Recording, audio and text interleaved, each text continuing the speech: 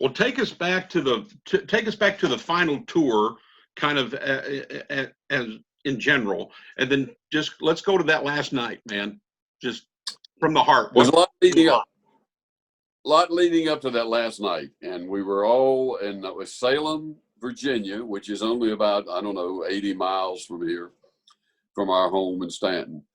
And as we booked the Coliseum, it sold out in like 20 minutes when it was booked a couple of months before. And so we all gathered there. We'd been on tour for a couple of nights, and our families showed up there. And Jimmy Dean showed up. Jimmy brought us on stage that night. He was an old and dear friend that we've always visited with. And he was living in Virginia at the time, as a matter of fact. So he brought us on stage, and there again, all of our families were there and everybody that we loved. And it was just a terrific concert. It was filmed. It's on CD, DVD. It's and the night, the last moments were surreal to me. I go back and I relive it. I watch that concert and I can enjoy just about 90% of it. And then about that last 10%, it really starts. I start getting fidgety. Yeah. But I love the way we left, and we left it the way we wanted to. Well, I hated it, and your fans hated it. Just so you know. Thank you. Thank you. I hope you're happy now. Thank you very much. Yeah. Now that I've made you mad, Les.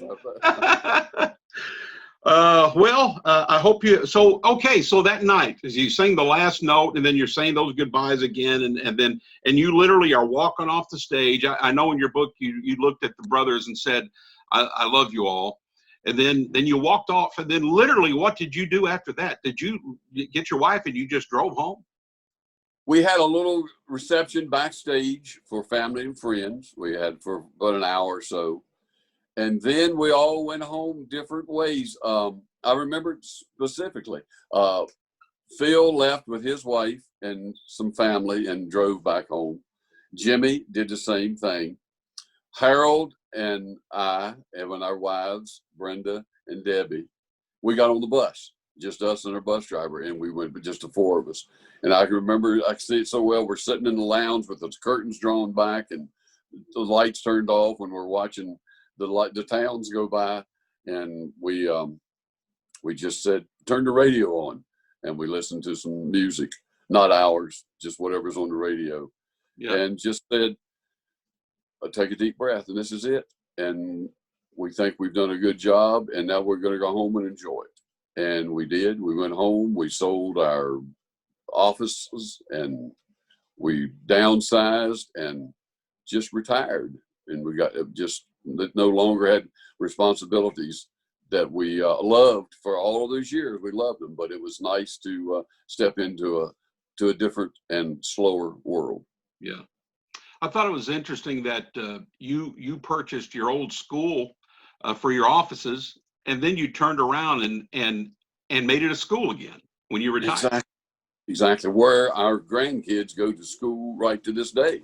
Matter of fact, I got 3 grandkids out there right this minute as we speak. Wow. It's a private Christian school, and we're so honored to have been a part of that. Well, let's see a couple more questions, Don, and we'll conclude this part of it, man. And thank you. This has just been great. Far Side Banks of Jordan was a very special lyric to you. What was special about that lyric? Oh my golly. I think it was a terrifically written song. It was just so well done. And it was a lesson to me. I think I talked about this in a book. John, the first time we ever heard it, John and June did the song. Johnny Cash and June Carter. Is that where we got it from. And they talk about, I'll be sitting waiting, drawing pictures in the sand, and you'll see me when you get there. And as I said then, I always picture when that happened, I saw John was the one sitting, drawing pictures in the sand, waiting on June. As it turned out, not how it happened. June went first and was waiting on John. And it reminded me of a lesson that we should never try to outguess the Lord. We never know what his plans are. And you say, oh yeah, when this happens and you'll be gone, but I'll take care of things. Well, you don't know. Yeah. You may be gone and they'll be taking care of things. Yeah. So we should never get too brazen or too big for our britches when we start thinking and making plans for the future, because it's all in his hands. And it was kind of the and you tried to, and successfully did so, write songs in such a way that sometimes it was a country song that morphed into a gospel song, or vice versa. The two worlds collided well in that song. I did, yeah, they did. And I wrote a few of those, 3 or 4 of those, and I always loved that particular thing because I liked combining all of that together and making it, instead of just a straight out praise and glory song, to make it a story that became a gospel song. Yeah. Yeah. Well, we'll conclude with this. The first song that you sang with Jimmy, and then the last song you sang going off stage. Tell us about that. Yeah. When he came over the mountain, Jimmy was just living about 30 miles from us across the mountain. And he came over like for an audition, for a better word. And as soon as we met him, we liked him. And we said, well, let's go to the piano and just sing a song. Well, let's find a song that we sure everybody knows. Ring, how about Amazing Grace? Everybody knows Amazing Grace. And that was the first song we sang with him. And we could hear it then. We could feel it. And he just harmonized. He just, folded into what we were doing and just rounded off those notes. And that was our first song. So when we retired, we knew that we wanted that to be the last song also that we sang. So we came back after all of our encores that night and just told the crowd, give us this moment because this is what we want to come true. And so we sang Amazing Grace, and that was what we walked off stage on. Yeah.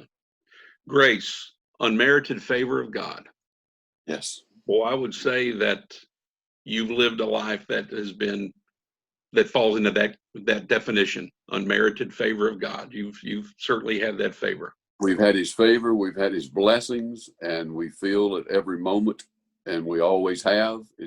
It's the odds are always against you when you go in to do what we went in to do as kids and as young men, and there's no other answer for it. It was his plan. He allowed that to happen.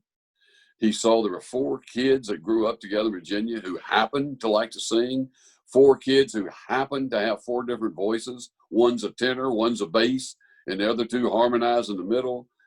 And man, I don't have the ability to put all that together. Yeah. That was his plan. And that's why we wanted to go off with Amazing Grace. Yeah.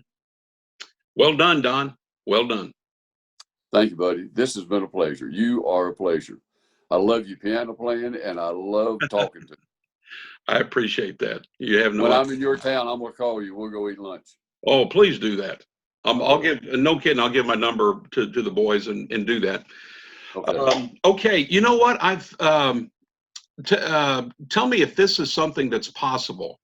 I might be able to lift the audio from what we just did to do the audio part of what I was going to do as the next phase for radio. Yeah. So if you want to give me a day or two to see if I can successfully do that, then then we won't have to do this next phase. But if I'm having some troubles, then I'll just get with the boys and we'll set up one more day for another. That'll be perfect. Sure, bud. Is that good? That's good for us. Yeah, we're fine. I love it. Yeah. And you're still going to email the other one. I'll do that. Yeah, I'll email. This has been a pleasure and an honor. I really thank you. Oh, I can tell the questions came from your heart and from years of knowledge of what's going on, and that always makes it fun. Oh yeah, this was more than just a job today. This was a work of heart for sure. You're a good man. Thank you, buddy.